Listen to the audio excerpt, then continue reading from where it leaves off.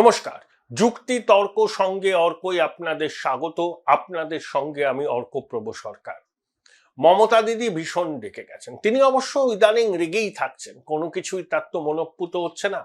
Supreme কোর্টে গেছিলেন SIR প্রক্রিয়াকে স্থগিত করার জন্য, সফল হননি। সুপ্রিম কোর্ট বলে দিল যে এসআইআর এর ক্ষেত্রে কোনো প্রতিবন্ধকতা তারা বরদাস্ত করবেন না।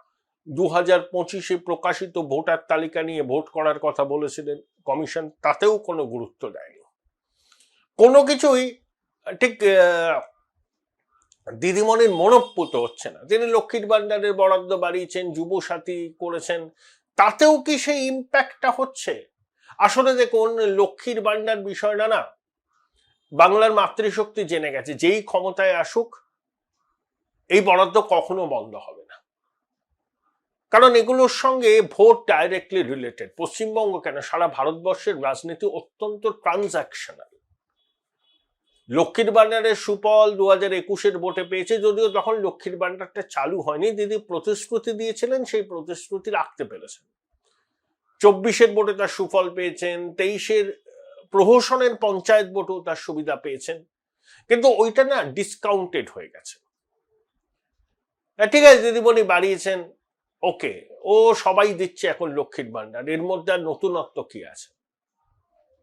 দিদিমণির উদ্বেগ বাড়াচ্ছে হিন্দু ভোটের মেরুকরণ, এসআইআর।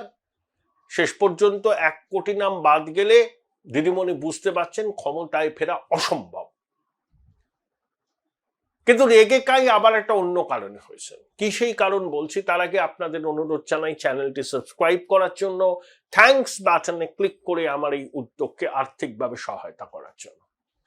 কেন্দ্রীয় মন্ত্রিসভা কেরলের নাম কেরলম করার সিদ্ধান্তে অনুমোদন দিয়েছেন। এটা আবার কেরল অ্যাসেম্বলিতে যাবে, পাশ হবে, তারপর রাষ্ট্রপতি চূড়ান্ত অনুমোদন দেবেন বা সই করবেন। দেখুন, মালায়ালাম সাহিত্যে কেরলকে কেরলমই বলা হয়। 1956 সালের 1 নভেম্বর যখন কেরল গঠিত হয়, তখন এই ভাষার ভিত্তিতেই কিন্তু মূলত কেরলের সৃষ্টি। দিদিমণি বলছেন যে বিজেপি সিপিএম এর আঁতাতের নিদর্শন হচ্ছে কেরালার নাম পরিবর্তন হয়ে কেরলম হলো। তিনি দীর্ঘদিন ধরে দাবি করছেন যে পশ্চিমবঙ্গের নাম বদল করে বাংলা হোক। 2-3 বার অ্যাসেম্বলিতে রেজলিউশন পাশ হয়েছে।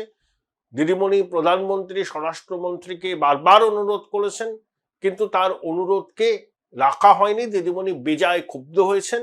তিনি বিজেপি সিপিএম এর একটা সমঝোতার কারণেই কেরলের নাম বদলে কেরলম হয়েছে এই দাবিটা করেছেন। এখন প্রশ্ন হচ্ছে, দিদিমণির যুক্তিটা কিন্তু ঠিক।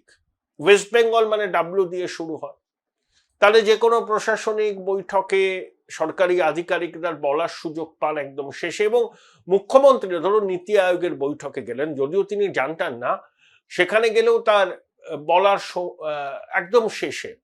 মাঝে মধ্যে বলেন তার মাইক বন্ধ করে দেওয়া হয়েছে, এসব বলেন টালেন, ছেড়ে দিন। হ্যাঁ, উনি তো ওইসব বলেই থাকেন। তো এখন প্রশ্ন হচ্ছে, আপনি ওয়েস্ট বেঙ্গলের নাম পরিবর্তন করে বাংলা করতে চাইছেন, মানে হিন্দি ইংরেজি বাংলাতে একই থাকবে বাংলা। এখন পশ্চিমবঙ্গের সৃষ্টির পিছনে তো ঐতিহাসিক কারণ আছে, সেই জন্যই তো পশ্চিমবঙ্গ। 1947 সালের 20শে জুন পশ্চিমবঙ্গ আইন সভায় পশ্চিমবঙ্গের জন্মের সিদ্ধান্ত হয়। জ্যোতিবাবু, রতনলাল ব্রাহ্মণ থেকে শুরু করে কংগ্রেসের সবাই তাতে সমর্থন করেছিলেন। শ্যামাপ্রসাদ মুখোপাধ্যায় তার উদ্যোক্তা ছিলেন। ঘনশ্যাম দাস বিড়লা থেকে শুরু করে বিধানচন্দ্র রায়, সোমনাথ চ্যাটার্জির বাবা, সবাই সমর্থন করেছিলেন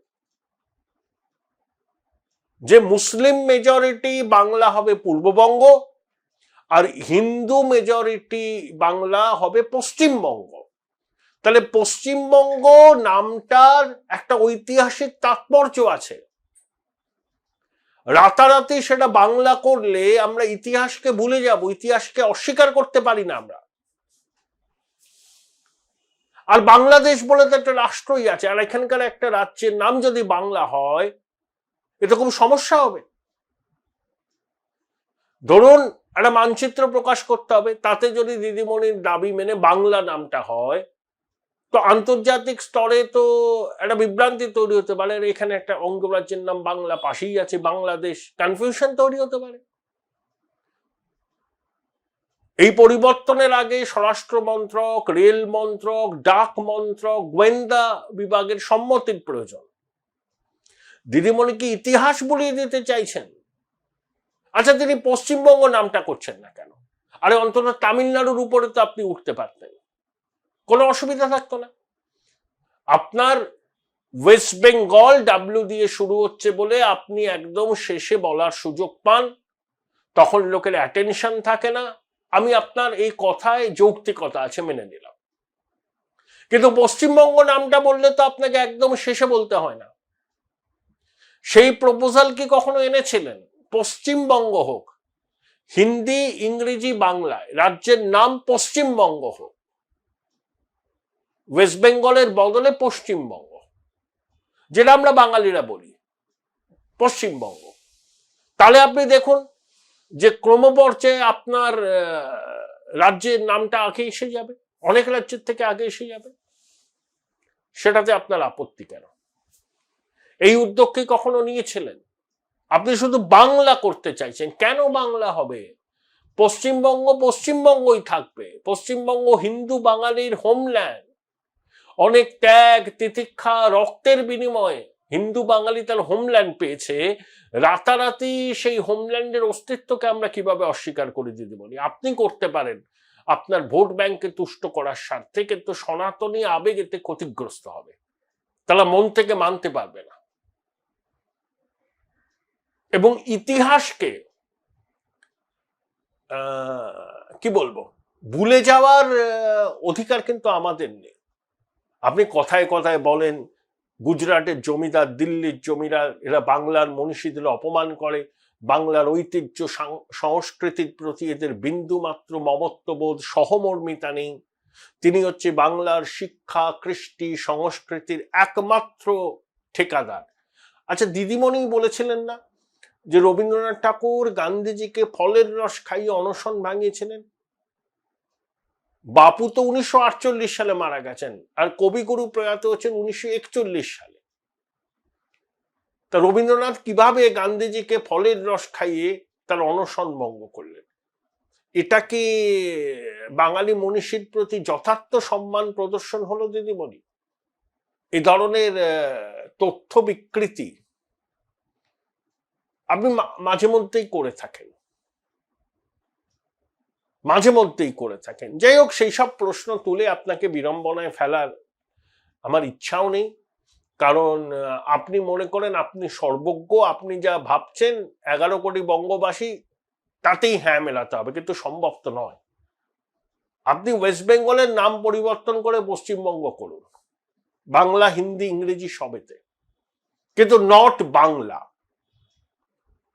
বাংলা হলে পশ্চিমবঙ্গের সৃষ্টির পিছনে যে ঐতিহাসিক কারণ আছে, সেই কারণটাই চাপা পড়ে যাবে।